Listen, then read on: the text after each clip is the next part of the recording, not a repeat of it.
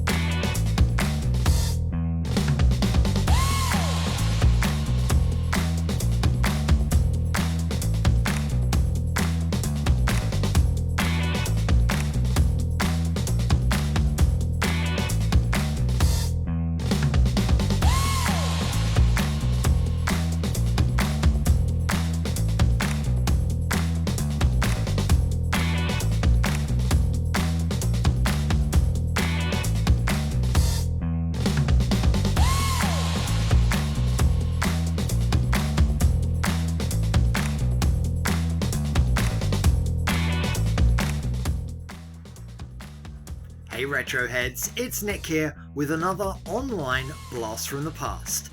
Here's a look at what websites looked like in the 90s. The Space Jam website was launched in 1996 to coincide with the release of the film of the same name, starring Michael Jordan and the Looney Tunes crew. Now, this website has been archived and is a good example of how websites looked in the 1990s. More and more homes were getting the internet at around this time, but they were still using the dial-up connection, which means that websites took a lot longer to load, meaning the websites that we had back then were a lot more simplistically designed than the ones you see today. As you can tell, there are some bits where the writing and the backgrounds sort of like they don't go together very well, as you can see, and there wasn't really any sort of flashy graphics because they would just take too long to load. You can click on various parts here that do keep it very simple, so you just click through, see a few things here.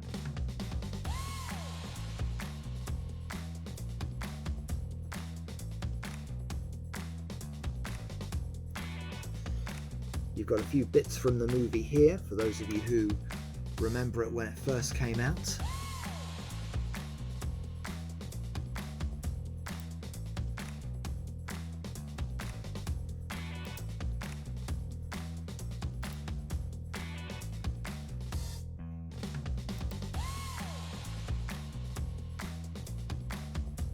Again, you've got a few bits here where the background and the writing, not very easy to read. You wouldn't have something like this now. But yeah, this was what we had back in the 90s.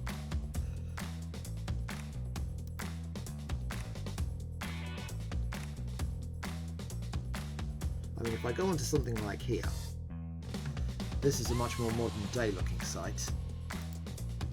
Now, something like this, if you were running this on dial-up internet in the 90s, it would take forever to load.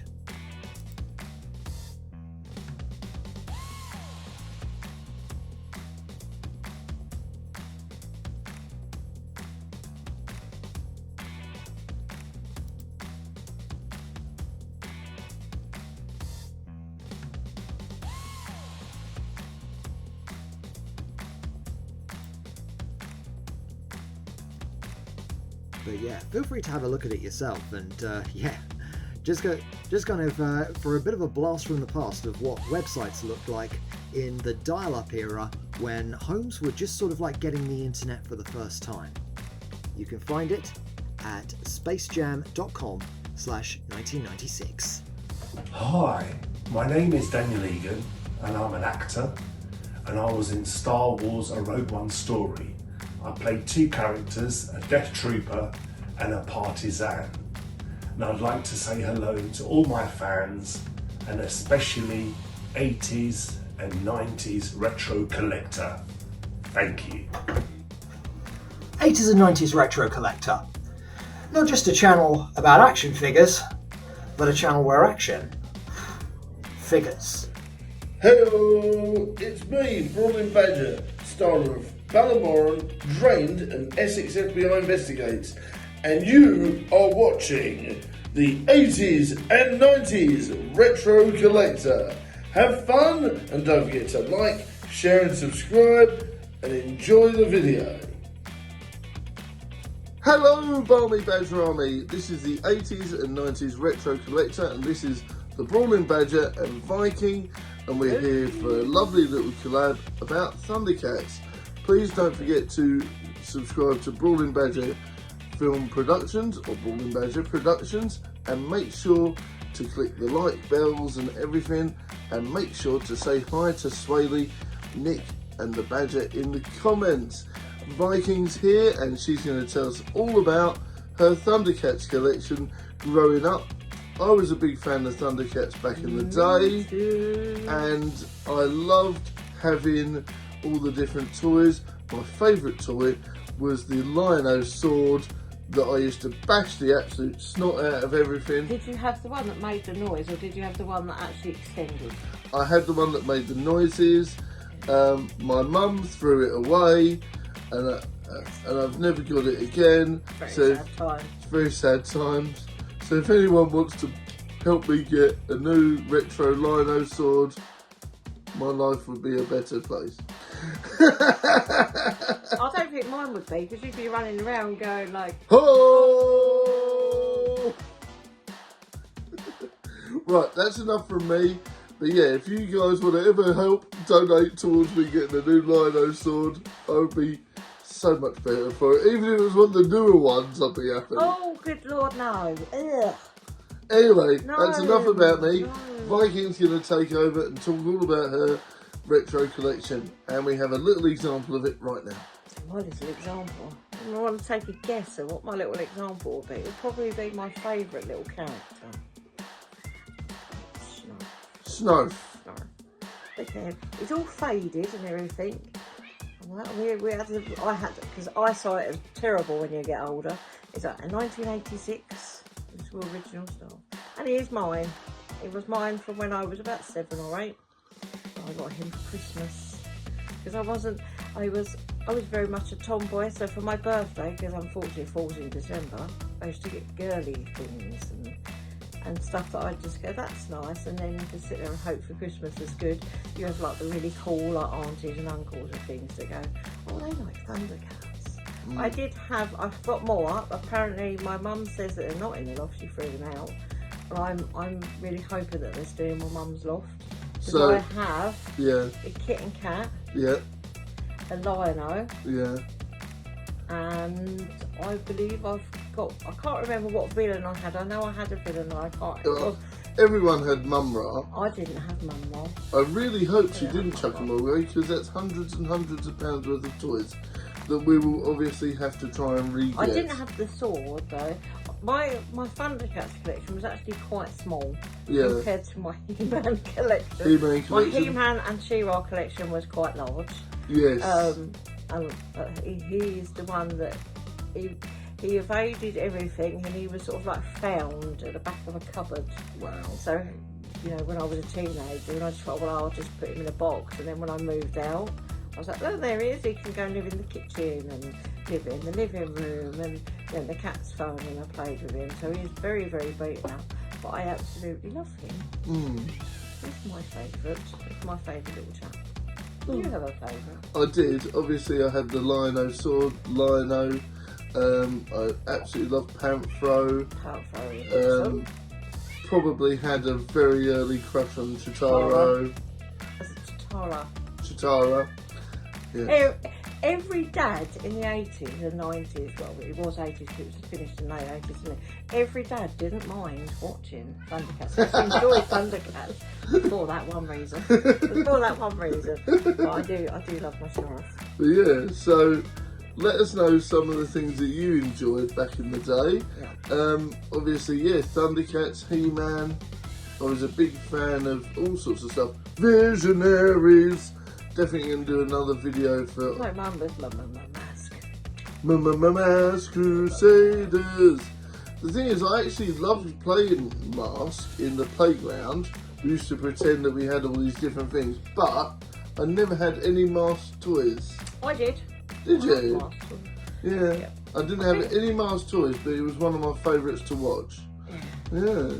And my poor Optimus Prime, apparently now it's like worth £500 to £600 mint in box.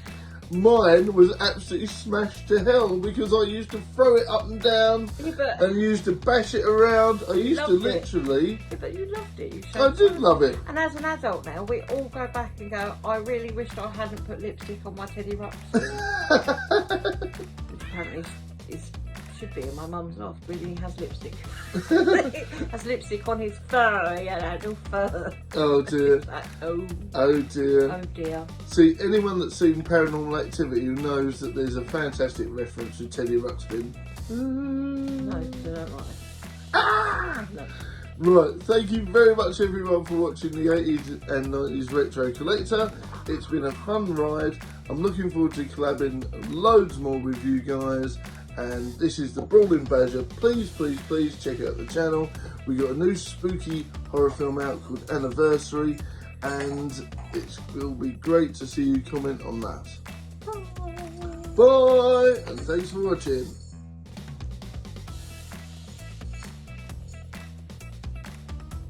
Hey Retro Heads, it's Nick here with another delve into my record collection. Today I have 3 albums for you that you should definitely check out from acts you may or may not have heard of, but are definitely worth a listen.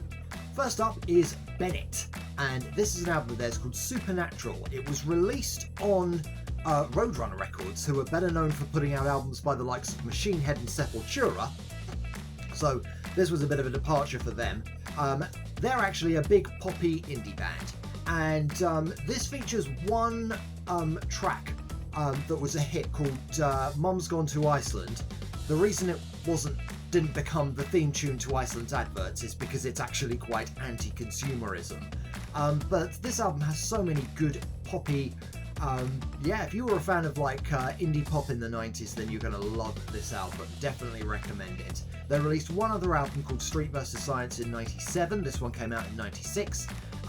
Before splitting up, but they have gotten back together at least once since then. So let's hope for another reunion soon from them, shall we? Next one is Credit to the Nation and Take This.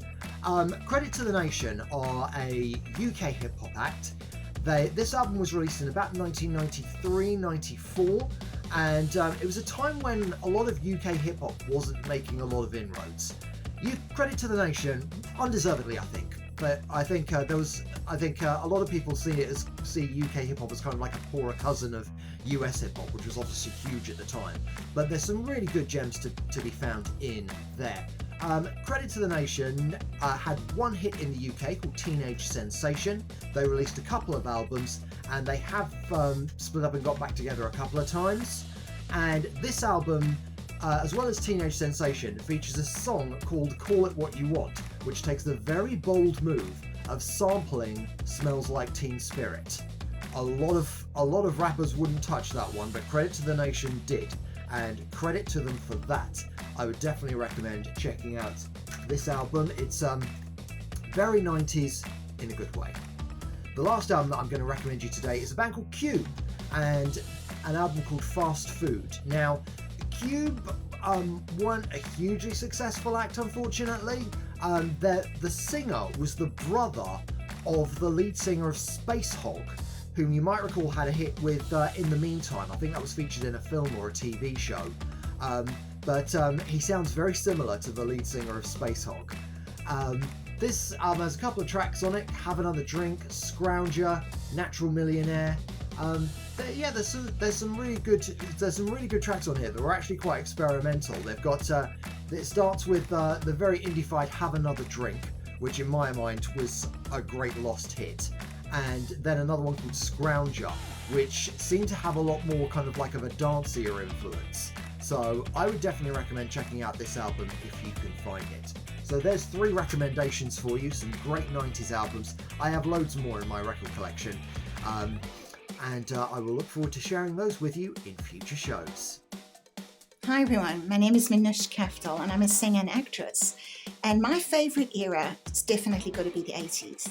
The 80s music, we knew how to have a good time. Everything from Journey, Don't Stop Believing, to Culture Club, to Madonna.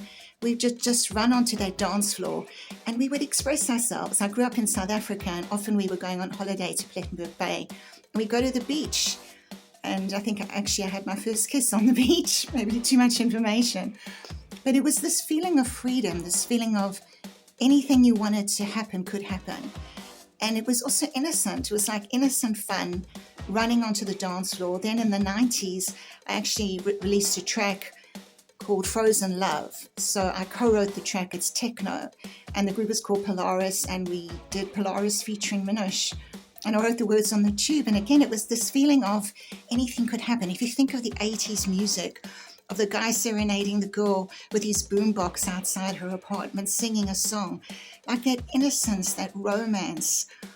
I think we've lost something of that. Also with technology, in a way, we've lost something of that freedom and that innocent spirit. And we really had that 80s, 90s, just having fun, taking a chance, expressing yourself when I think of the haircuts of the day and the shoulder pads and the makeup and everything that you wanted to do, you could just do whatever you wanted to be. You could be anything you wanted to be. And that's the kind of message I want to put out with music from the 80s, music from the 90s. Be whoever you want to be. I've just done a video right now for, well, not now, it was a few months ago, for TikTok called Love Luxury, and I played a cat lady, and it was such fun, you know, buying a handbag for a cat. Like, whatever you want to do, you can do. And that was what growing up in the 80s and 90s and the music of that era showed me. If you want to get up on the bar and dance, this is what we did on holiday now in South Africa. We were in a bar where they kept playing music from the 80s. And people are there remembering those days, but those days could be now. You know, the kids for today need to listen to that era and have sort of that spirit. Somebody said to me, I wish I'd grown up in the 80s. Well, you can feel like you're growing up in the 80s now. And we got up in the bar and we were dancing, all innocently, no alcohol, just pure fun. Well, good morning, everyone.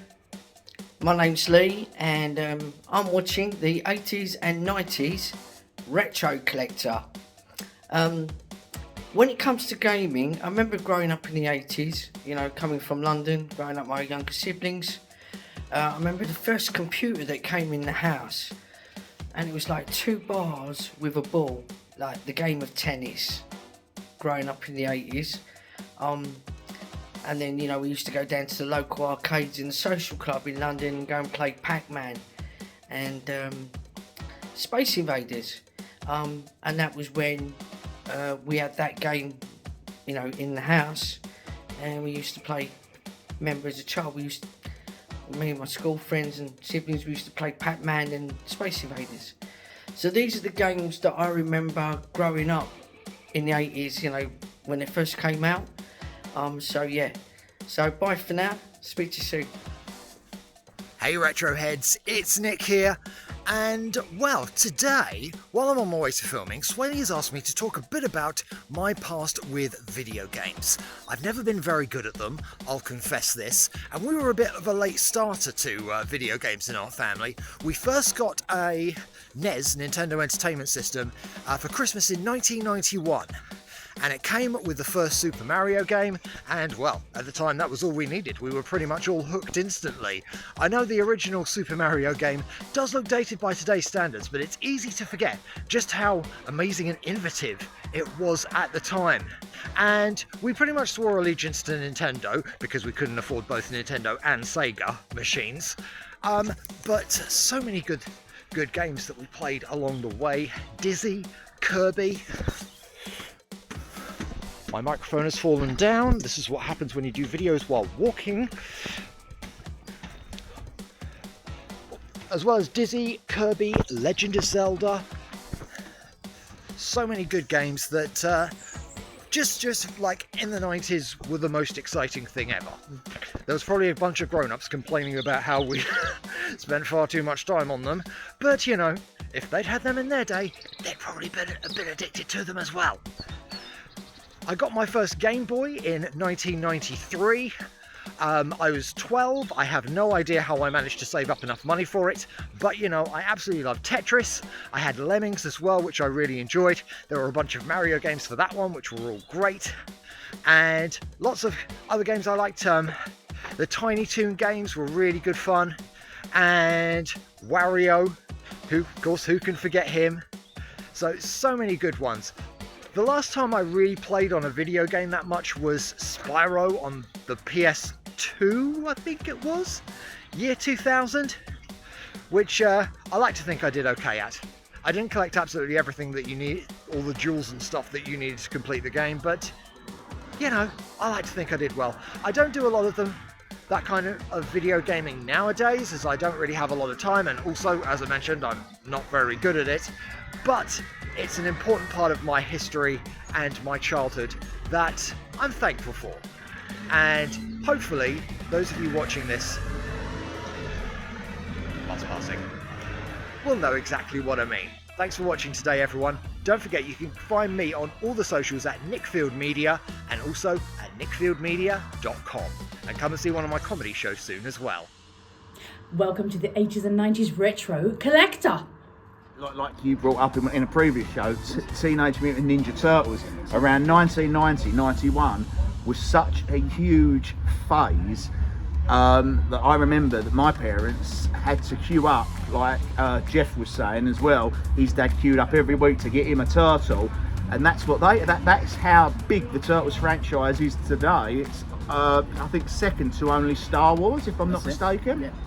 But so you yourself, Phil, what was your earliest memories of what toys you had in the 80s? Oh my goodness. Ghostbusters. Yeah. My favourite was the Proton Pack. The Proton Pack with the yellow foam. The yellow foam. Yeah. And Which went absolutely everywhere, I bet. Yeah. And the little ghost. Chewed on it. I don't know why.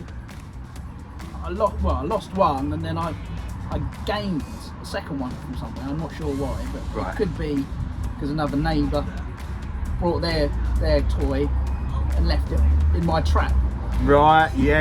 I remember the little toy in the trap, and And then several years later, they said, "Phil, do you remember that that trap?" I went, "Yeah." Where did that ghost go? I opened it up and I said, "Do you mean this one?" It actually came round once and I found it in the attic and I said, "Do you mean this one?" I'm like, "Wonder where that went." yeah, I wonder where that went. Taken. Wonder where that went 23 years ago, Phil. Exactly.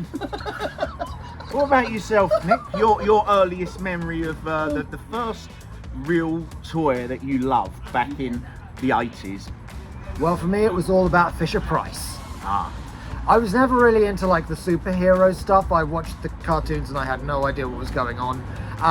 So we had a lot of Fisher-Price stuff. I have an older sister, and we had like a giant Cindy house in the bedroom that we shared, and there was lots of random My Little Ponies, which I wasn't hugely into, but you know they were they were everywhere. And we were into Fisher-Price. I was really into the Get Along Gang. I thought that was a really good cartoon because it was kind of like there's a lot of good messages in that one about like getting on with people. I mean, the Get Along Gang sounds like some kind of gang you wouldn't want to join nowadays, but they were one of the better gangs about. So I was really into those. I was really into Transformer toys. Not so much the cartoons. Love the Transformer toys and how you can kind of like turn it into different things. Those absolutely love them. So those were really good. I mean, you've probably seen it kind of like when we're going around the house. We have lots of random stuff. I mean, whenever you go to these toy fairs, there's all these random little figures and stuff. We have loads of those.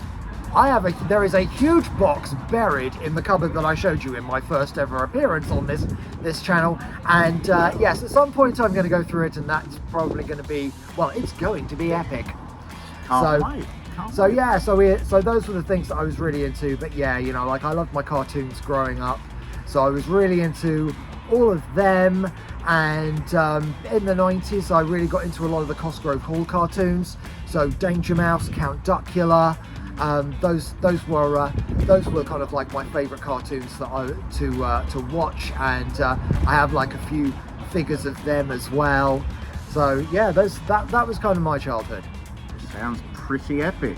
Count Duckula. And Phil, yourself, like going now from the 80s into the 90s, the Ghostbusters was big in the 80s from 84 onwards, and then we had Teenage Mutant Hero Turtles in the UK because they wasn't allowed to use the ninja.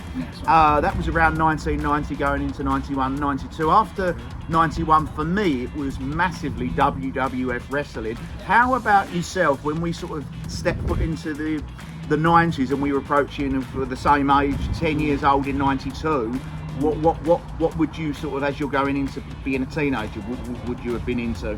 Oh, goodness.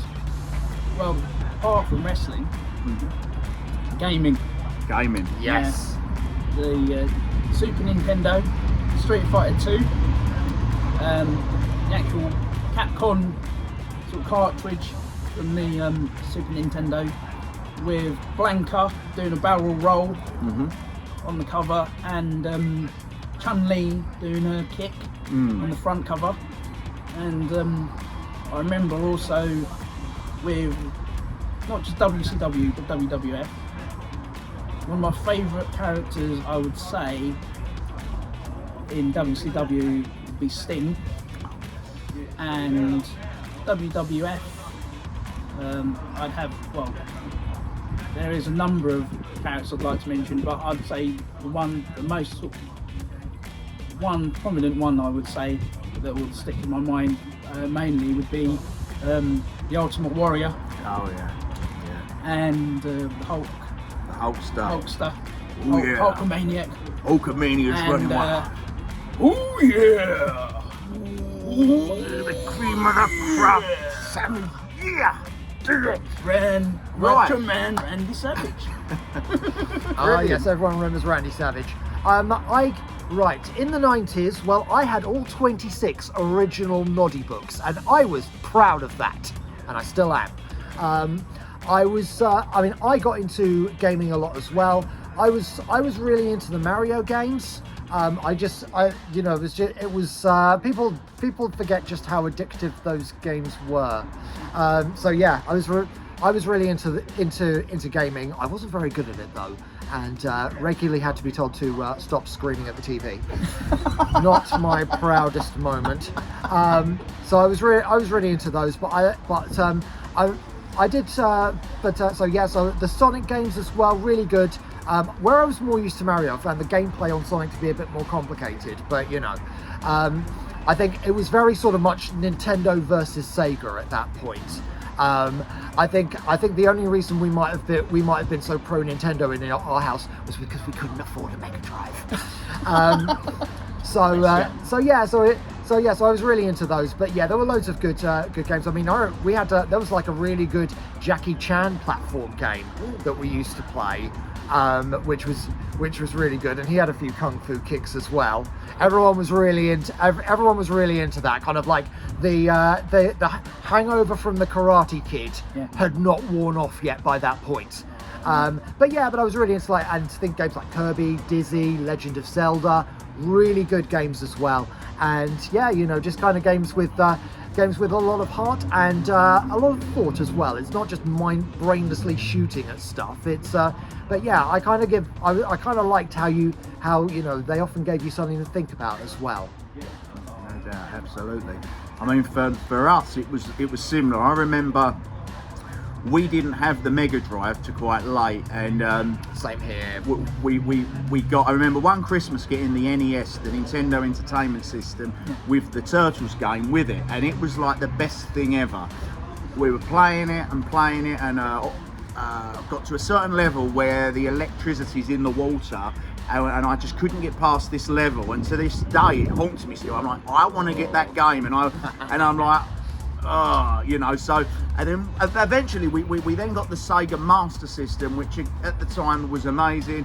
A friend of ours said, look, we've just got the Mega Drive, so would you like to buy our Master System? And we'll throw in like 6 of the games. And I'm like, yeah. And those games, I believe, one of them was I think Mike Tyson boxing and a wrestling game, and it was like, this isn't the Mega Drive, but this is still awesome. And then eventually we did get the Mega Drive, because I think for its time in the early 90s, it was quite expensive for the working class family, as you say. Oh yeah, it was the cutting edge of technology. Exactly, 16-bit. And when we finally got that, the first game I got with that was Super WrestleMania. And I remember me and my dad playing it, and my dad said to me, the graphics, this is amazing. And this would have been in 1992. And now, I mean, I recently got that game and one of these small little miniature Mega Drives, and for nostalgia, and I'm playing it, and I'm like, wow, at the time we thought it was something else, and now it's like a little block, and it just goes to show you where we are today when you look at the graphics on the new wrestling games, the new football games. What's it going to be like in another 30 years? It'll be like the footballers or the wrestlers are in your living room, maybe. But yeah, and yourself, Phil, like, what was your favourite console and game that comes to mind around the time when they really became big, which was early 1990, 91 into 92 with the Mega Drive, and then obviously 96 we got the Nintendo 64 and the Sony PlayStation, both released in 96, and it was like, Do I go for the PlayStation or the 64? I chose the 64. Everybody at school chose the PlayStation. To this day, the 64 is my all-time favourite console. WCW NWO Revenge, my favourite game, followed closely by WrestleMania 2000. But the 64, Nintendo for me is the one. Yourself, what's your opinion on your memories of your favourite console? My favourite, I'd say the PlayStation. Yeah, Sony PlayStation. Sony PlayStation. Now, between the first and the second one, now it shocked me actually with the second one because they keep enhancing the graphics. Now, as you would see today, whereas you're going back then, like for example Resident Evil, the game known as a sort of horror / RPG game these days, is a real classic because if you actually see the remastered version, considering in those days the way the graphics and technology were today, it's pretty outstanding. Now, Resident Evil 2 was absolutely amazing. The graphics, everything, the characters that came to life, brilliant in the early to mid 90s, and also the Game Boy as well, the handheld games. Groundbreaking. Ah, yes, loved that at the time. From the Game Boys, where you came from with a grey case and the like the red buttons, and then they end up enhancing on the Game Boy Advance with colour. But I still loved it from even when it first came out as the Game Boy. It was amazing because you could it was a portable handheld console. You could walk around with it everywhere. You could have small cartridges that you could put at the back.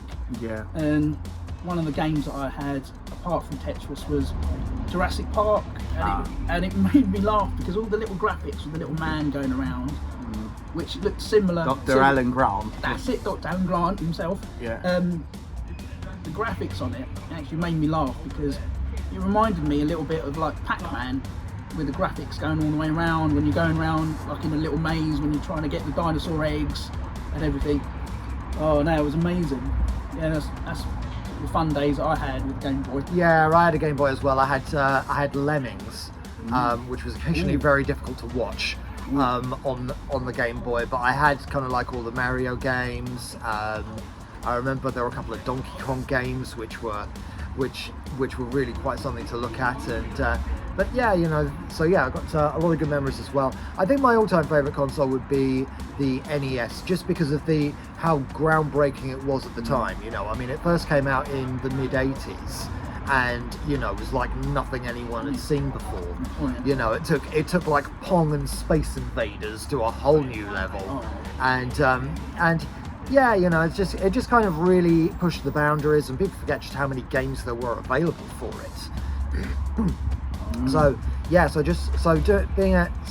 using them as well. We did get a SNES later on. I think we were a bit of latecomers to the SNES. I think we ended up getting a SNES shortly before the N64 came out, and we got a NES shortly before the SNES came out. So yeah, we weren't very up with the trends necessarily, but we had a good time nonetheless. Excellent.